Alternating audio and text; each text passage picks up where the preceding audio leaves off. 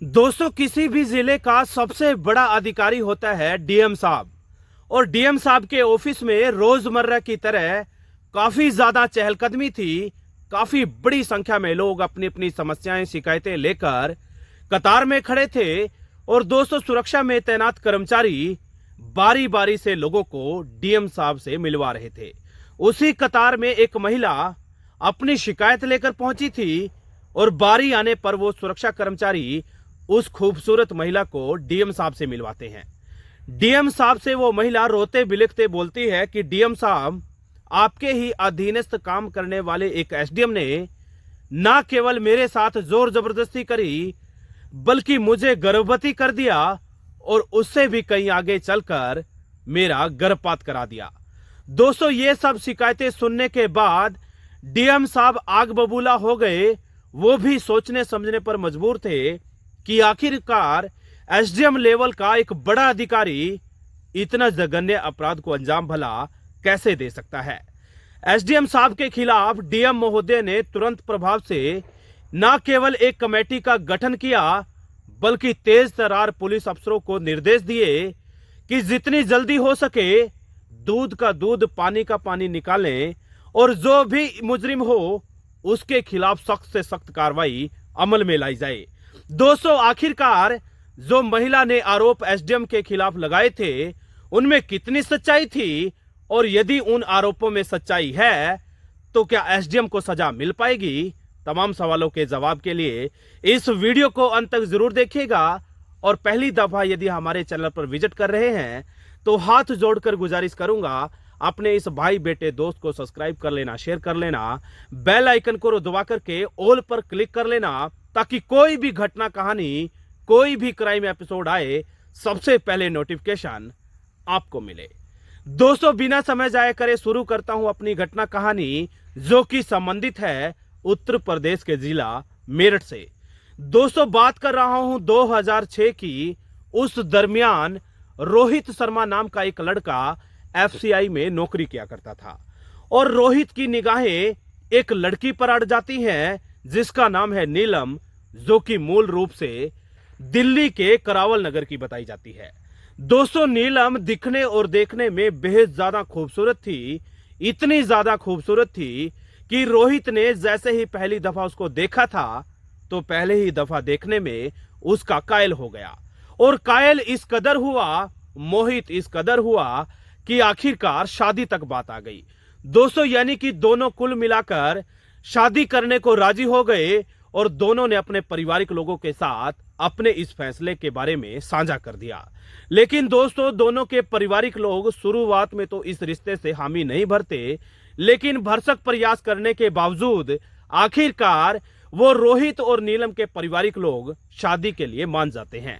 2006 दिसंबर महीने की 28 तारीख को नीलम उस और रोहित की शादी संपन्न हो चुकी थी।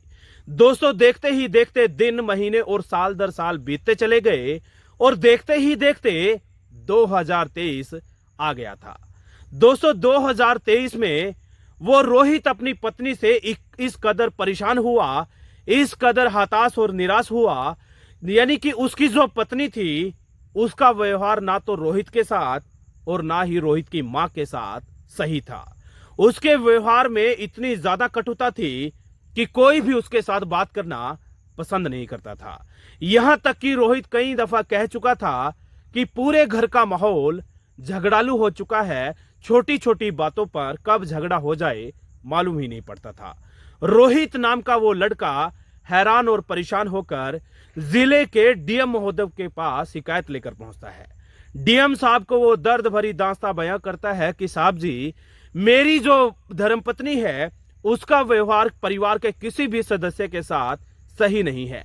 अब मुझे न्याय दीजिए, आखिरकार मैं करूं तो क्या करूं।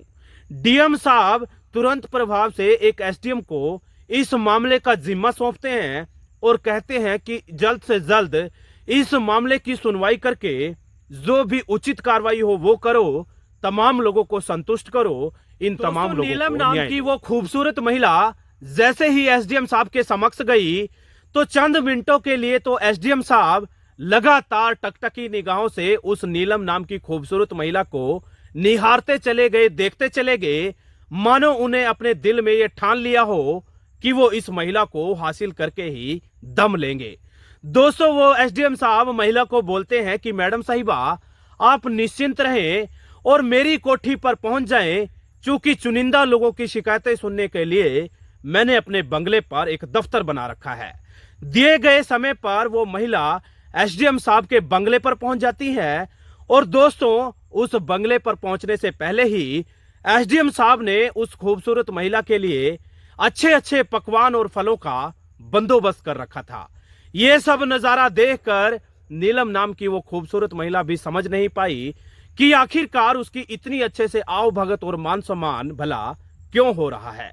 एसडीएम साहब ने देखते ही देखते उस खूबसूरत महिला के साथ अश्लील हरकतें करना शुरू कर दिया और जैसे ही अश्लील तरीके से उसको छुआ तो नीलम ने वैर विरोध कर दिया।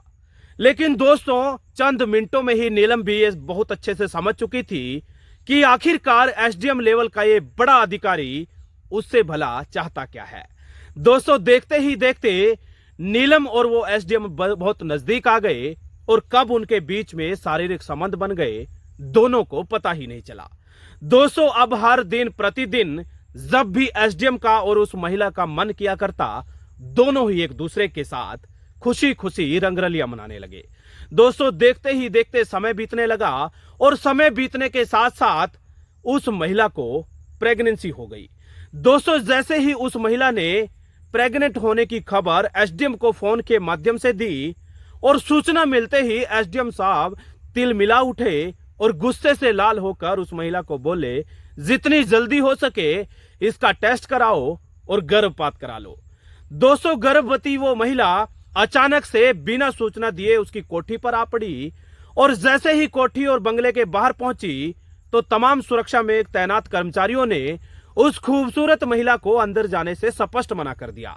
दोस्तों, उस महिला ने तमाम तरीके की कोशिशें करी, लेकिन तमाम कोशिशों और जद्दोजहद के बाद भी जब उसको अंदर जाने नहीं दिया गया, वो सीधा डीएम साहब के दफ्तर जा टपकी और डीएम साहब को स्पष्ट लहजे में बोल दिया कि आपके अधीनस्थ काम करने वाले एसडीएम साहब ने न केवल मेरा शारीरिक शोषण किया, न केवल मेरे साथ जोर जबरदस्ती करी, बल्कि कई महीने तक लगातार बलात्कार किया, जिसके परिणाम स्वरूप मैं गर्भवती हो गई और अब मेरे पेट में कोई किसी और का नहीं बल्कि एसडीएम का बच्चा पल बढ़ रहा है।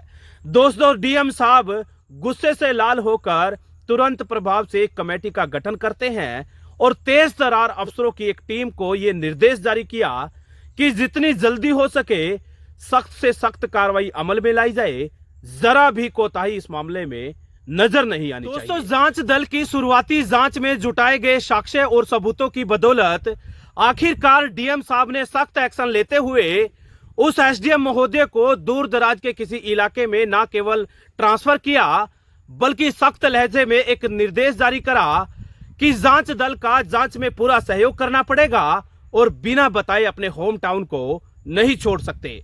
दोस्तों, कानूनी जानकारों की माने तो डीएम साहब साफ तौर पर एसडीएम के खिलाफ और ज्यादा सख्त एक्शन लेने के मूड में नजर आ रहे हैं और यानी कि बहुत बड़ा एक्शन, यानी कि उसको निलंबित भी किया जा सकता है। दोस्तों, जैसे ही ये घटना कहानी सोशल मीडिया के माध्यम से देश दुनिया में बैठे हुए लोगों तक पहुंची तो ये मामला, ये घटना कहानी सोशल मीडिया पर खूब ज्यादा ट्रेंड हो रही है। बहुत बड़ी संख्या में लोग गांव गली नुक्कड़ चौराहे पर बैठकर अलग अलग तरह की प्रतिक्रियाएं दे रहे हैं। लोगों का कहना है कि आखिरकार एसडीएम लेवल पर बैठकर इतना बड़ा अधिकारी इस तरीके के जघन्य अपराध में संलिप्त है, तो आखिरकार मुजरिमों से आम जनता क्या उम्मीद कर सकती है, क्या उपेक्षा कर सकती है। दोस्तों, ये थी आज की हमारी घटना और कहानी। आप लोगों को कैसी लगी जरूर बताइएगा। वीडियो अच्छा लगा तो आपसे गुजारिश पुनः करूंगा कि सब्सक्राइब कर लेना, शेयर कर लेना, ताकि आप लोगों के लिए मैं वीडियो और घटना इसी तरीके से लेकर के आता रहूं, आप लोगों को जागरूक करता रहूं, आप लोगों को अलर्ट करता रहूं। दोस्तों, मुझे दीजिएगा विदाई, फिर हाजिर होऊंगा। तब तक अपना ध्यान रखिएगा, बहुत सारा अपना ख्याल रखिएगा।